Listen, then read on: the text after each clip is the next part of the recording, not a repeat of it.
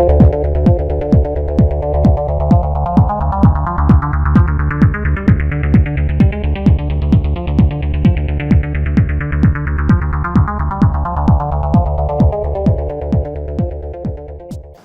amigos e amigas da TV Comunitária do Rio de Janeiro, 21 anos no ar.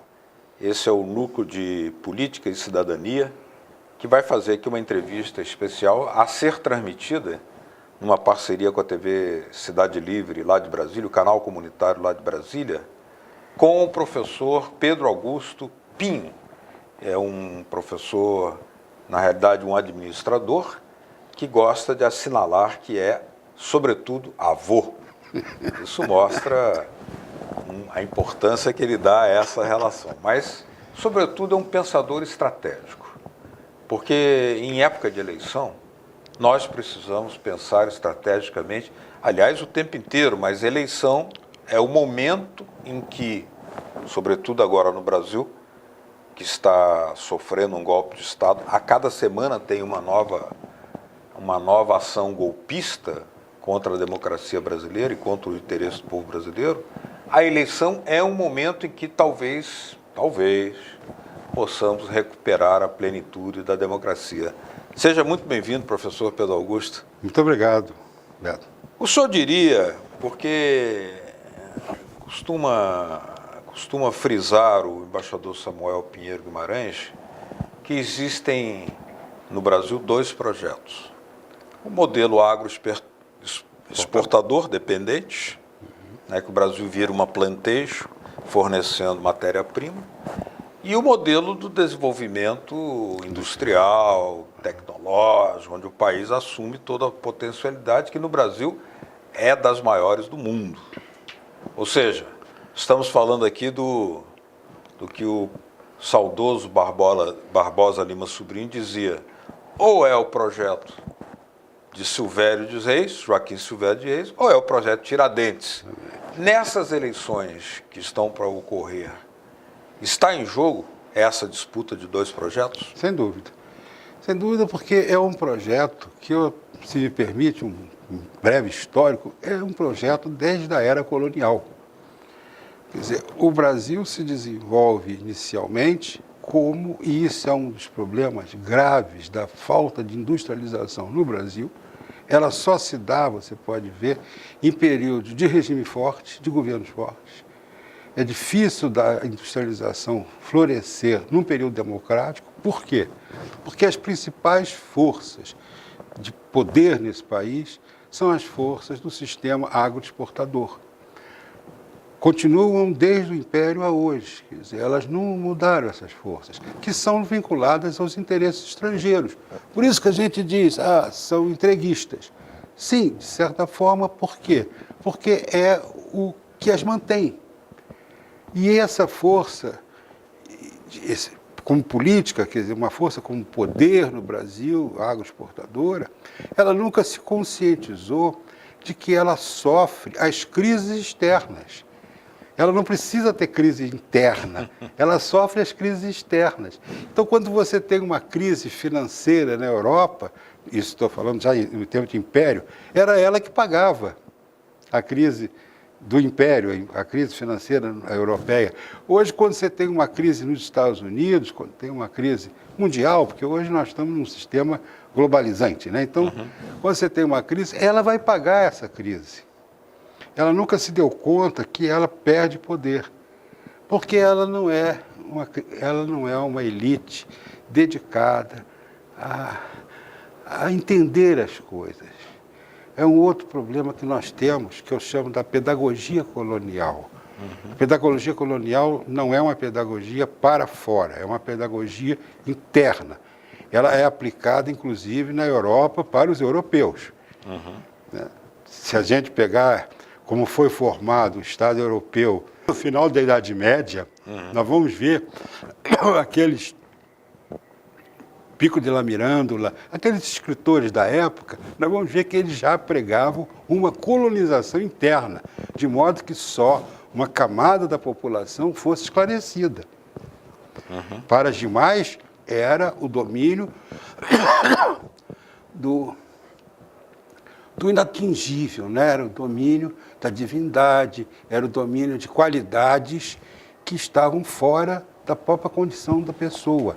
E esse modelo que quer hoje manter o regime de dependência, de neocolonização, ou como se queira chamar, ele não tem nenhum interesse em que o Brasil se industrialize, porque iria competir com as indústrias de ponta de lá. E mais ainda, isso é um ponto importante que você acaba de levantar, mas tem um outro ponto, é que é educativo. Você vê o seguinte, por que a Revolução de 30, que foi um grande momento da história do Brasil, aliás, eu diria que o primeiro grande momento da história do Brasil é a Revolução de 30. Historicamente, talvez tenha sido o momento de maior industrializante e independente. Que se criou um interesse nacional. Um Estado próprio. Um Estado nacional, exatamente. Ali se cria pela primeira vez na história um interesse nacional. Até então nós estávamos subordinados a interesses de toda a natureza, menos o interesse nacional. A Revolução de 30 é o interesse nacional. Como ela se forma? Pelos tenentes das revoluções dos anos 1920. Por quê? Porque esses tenentes estavam querendo um aparelhamento moderno para as Forças Armadas. Eles estavam achando que eles estavam atirando com bacamarte, quando se atirava com metralhadora. Então, eles queriam coisas modernas, eles queriam melhorar a qualidade do ensino militar, eles queriam indústrias para poder fazer um armamento militar. E queriam democratizar o país. Eu até ponho em... Mas, ora, eles criaram voto secreto.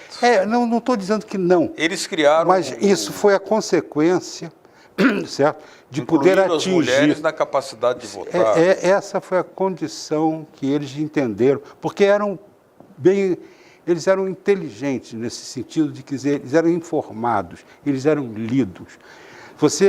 Na Constituinte de 34, por exemplo, eles introduziram a representação classista. Era uma ideia dos tenentes.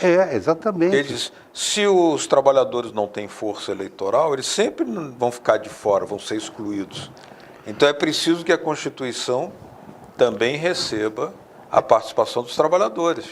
Tem vários aspectos que eu diria... De 34. 34. Que é a chamada polaquinha, né? Polaquinha. Você vai ver, por exemplo, quem na época, como capitão, como major, como tenente, escrevia.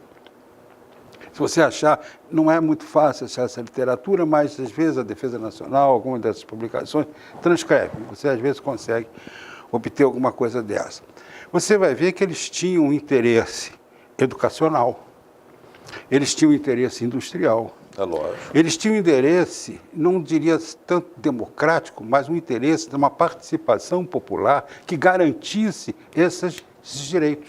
A sustentação desse projeto de independência. Então, quer dizer, eles davam ao projeto de democracia uma densidade, um conteúdo, e não uma visão democrática abstrata. Muita gente fala, porque a cidadania... O que é a cidadania? O que é democracia? O blá, blá, blá. Enquanto você está entregando todo o petróleo, entregando todo o nióbio, né? O Brasil é um dos países mais ricos em nióbios que tem, isso poderia ser a redenção que permitiria ao Brasil não ter sequer um pobre. Um pobre não deveria ter no Brasil. Não precisava. Tamanha quantidade de nióbio, petróleo, terra. O que a gente tem de ferro, de tudo isso. Então você vê, nós tivemos da Revolução de 30 um primeiro interesse nacional e foi industrial, porque tinha que ser. O que acontece? Tem um historiador que me falha agora o nome, que ele escreveu uma frase muito interessante. Ele disse que a Revolução dos Tenentes foi derrubada pela velha aristocracia.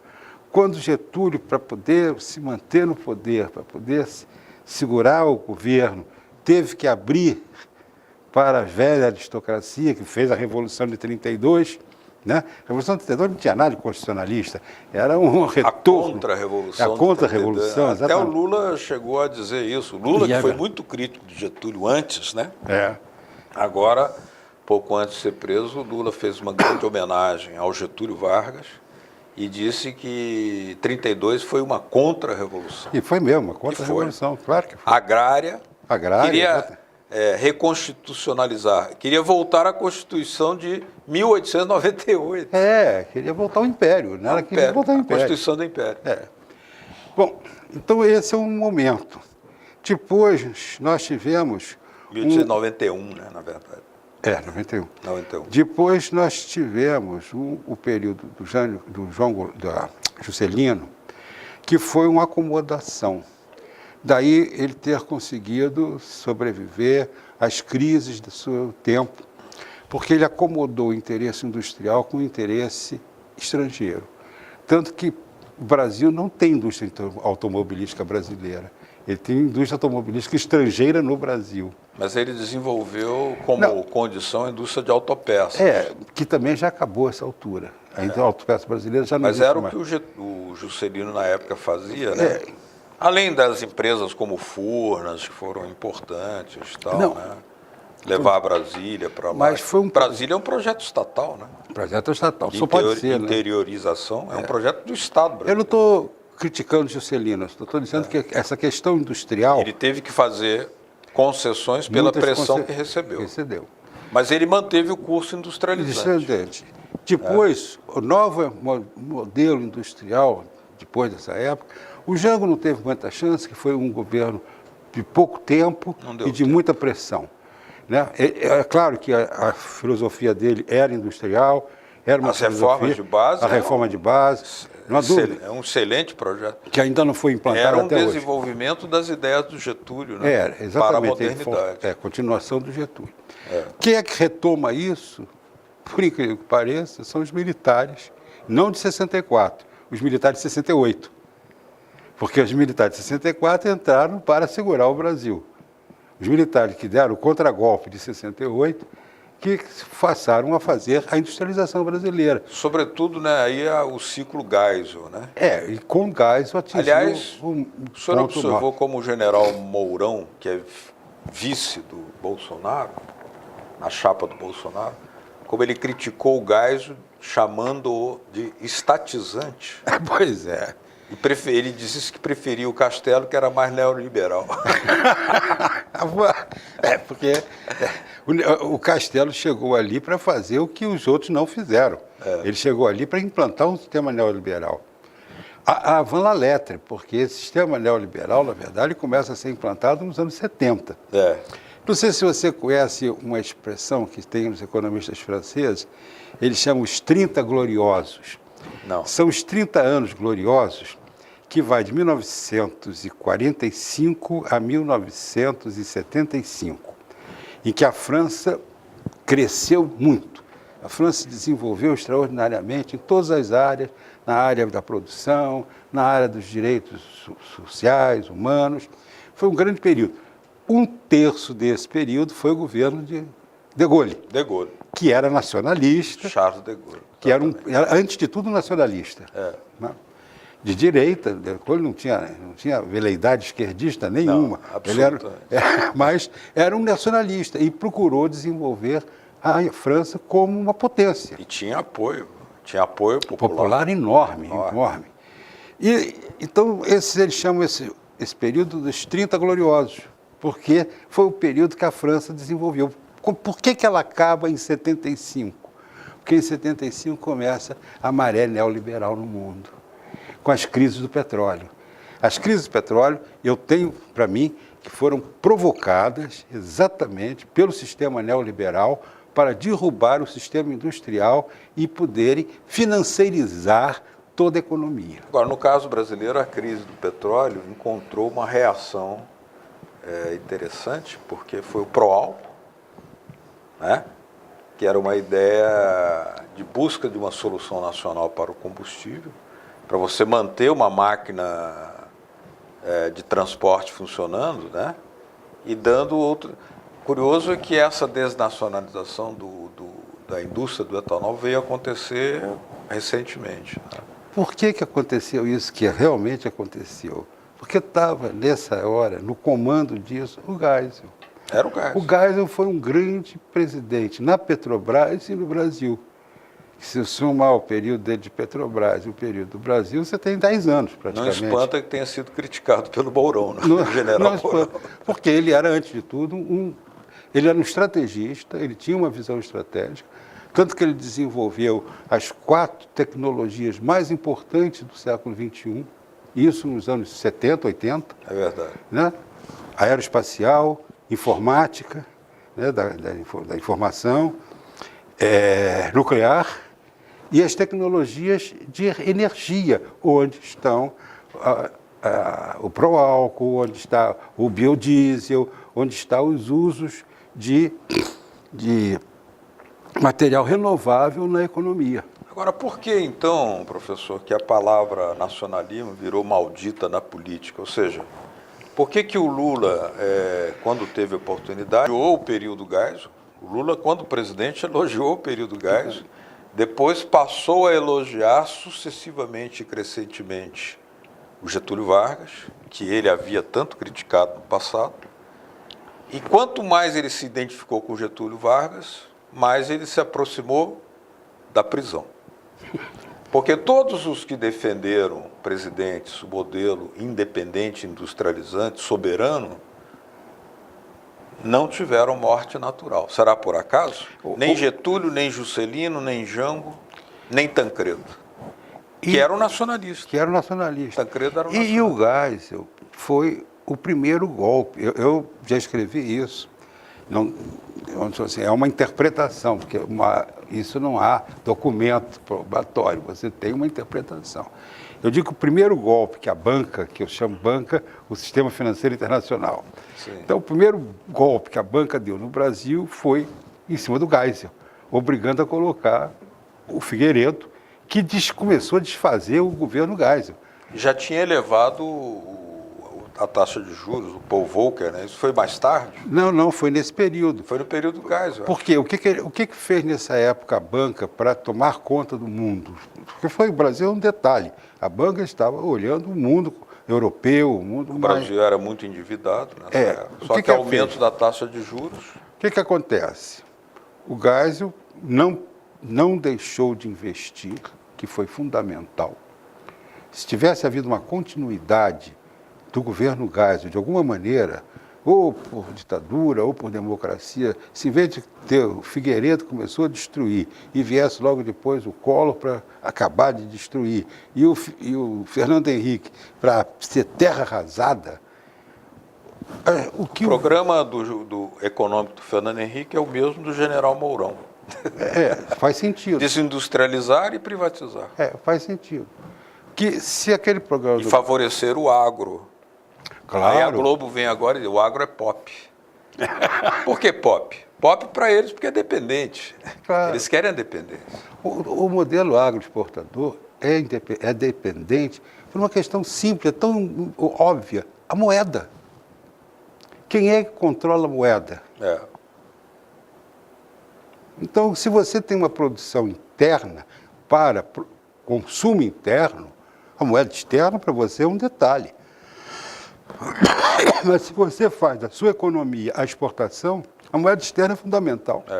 Exatamente. E quando você coloca a moeda externa com o câmbio flutuante, você deu um tiro no seu país, porque você colocou na mão da especulação estrangeira o valor da moeda. Por isso que não tem sentido o Brasil, com a capacidade instalada da indústria de petróleo, com a Petrobras, né, formar o preço dos combustíveis pelo mercado externo. Claro que não tem nenhum sentido. Nós temos capacidade de produção, nós temos capacidade de formar o preço aqui. Claro, isso é evidente. Nós sabemos do custo. Os governos do Médici já faziam o quê? O câmbio, qual era o câmbio na época? Era o câmbio administrado, eram os vários câmbios. Eu não tinha um câmbio flutuante. E foi o que possibilitou o milagre brasileiro, foi o que propiciou o desenvolvimento industrial do Geisel. Foi o fato de você ter o controle cambial.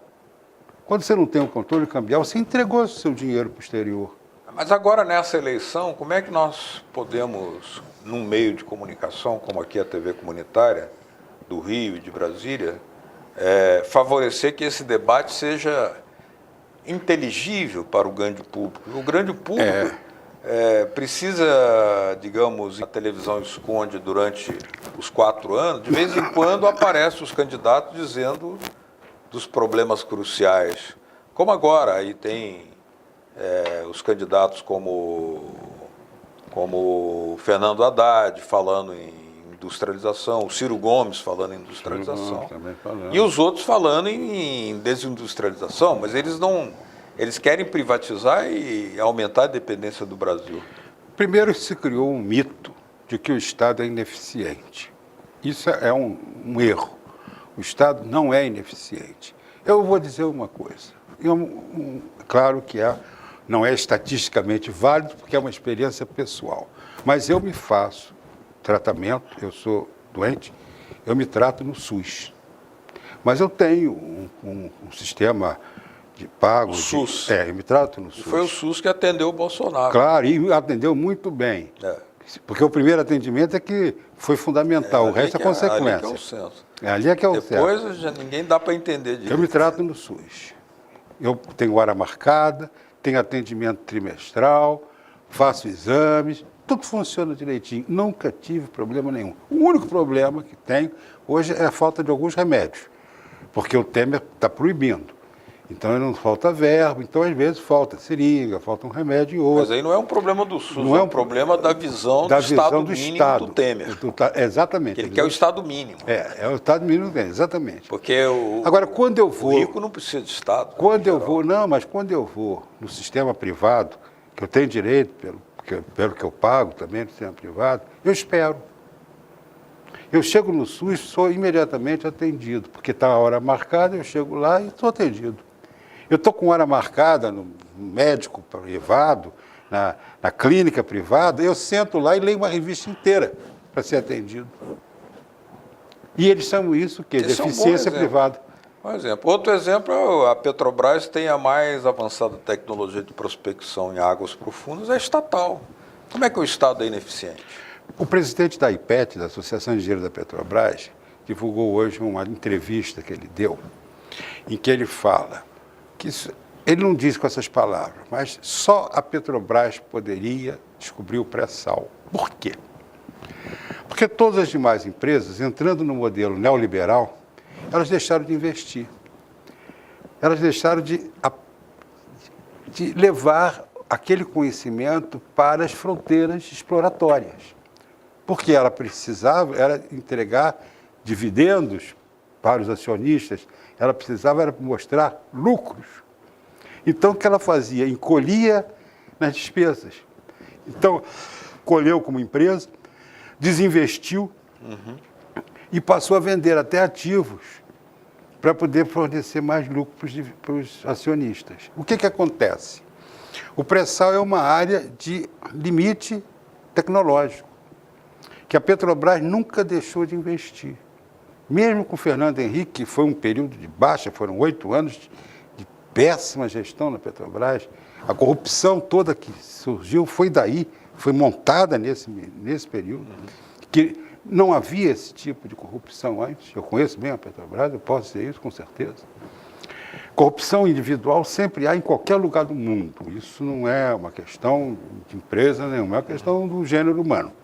Agora, uma questão empresarial, uma questão institucional, é de um núcleo de corrupção. Um núcleo que faz daquilo uma receita extraordinária e não legal.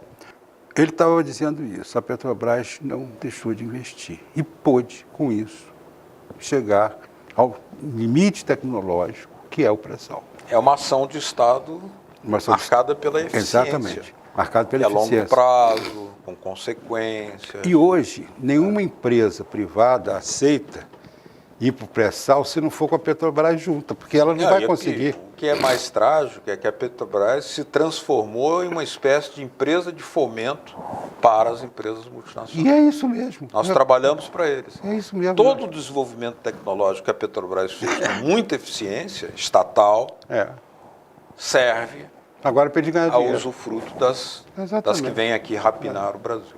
Isso mesmo. Bom, professor, estamos aí num momento de reflexão importante para o povo brasileiro. Gostaria de oferecer ao senhor mais um minuto para as suas despedidas uma mensagem ao brasileiro, brasileira, esses que vão às urnas escolher um modelo de país para o futuro? Eu acho que, em primeiro lugar, é preciso pensar. E não é fácil pensar. Às vezes dói pensar. E às vezes dói no sentido que, ao pensar, você questiona as suas verdades. E é importante que a gente questione as nossas verdades. Porque coisas como o Estado é ineficiente, a empresa privada é eficiente, ela é eficiente para quem? Para o povo ou para quem dá lucro? Quer dizer, qual é a eficiência que eu estou procurando? Uma eficiência que seja de todos ou uma eficiência para um? Então, temos que questionar essas questões, temos que colocar essas questões, temos que questionar essas verdades. Eu acho que é um bom momento, um momento eleitoral, para a gente questionar. Só um testado. Nós temos 13 candidatos, não é? À presidência da República. 8 candidatos dos 13, ou seja, maioria absoluta, são neoliberais. Votar em qualquer um deles é votar no mesmo. É votar na continuidade do golpe. A continuidade do golpe, a continuidade do Brasil colônia, da falta de ensino, da falta de saúde, da falta da desindustrialização. Muito bem, muito obrigado, professor. Eu que agradeço. Acho que o senhor trouxe uma reflexão ótima aqui para nós, porque aqui nós temos uma prova também de eficiência comunicacional, porque essas informações a TV comunitária permite que sejam democratizadas, pluralizadas, diversificadas. Elas não existem na televisão de grande porte, a televisão capitalista. Então, aqui é um modelo de eficiência na comunicação. Parabéns. Muito obrigado. Eu que agradeço. Parabéns a vocês de casa que nos acompanharam. Muito obrigado pela sua atenção. Até o próximo Núcleo de Política e Cidadania, TV comunitária do Rio de Janeiro e TV comunitária de Brasília, de mãos dadas. Um abraço.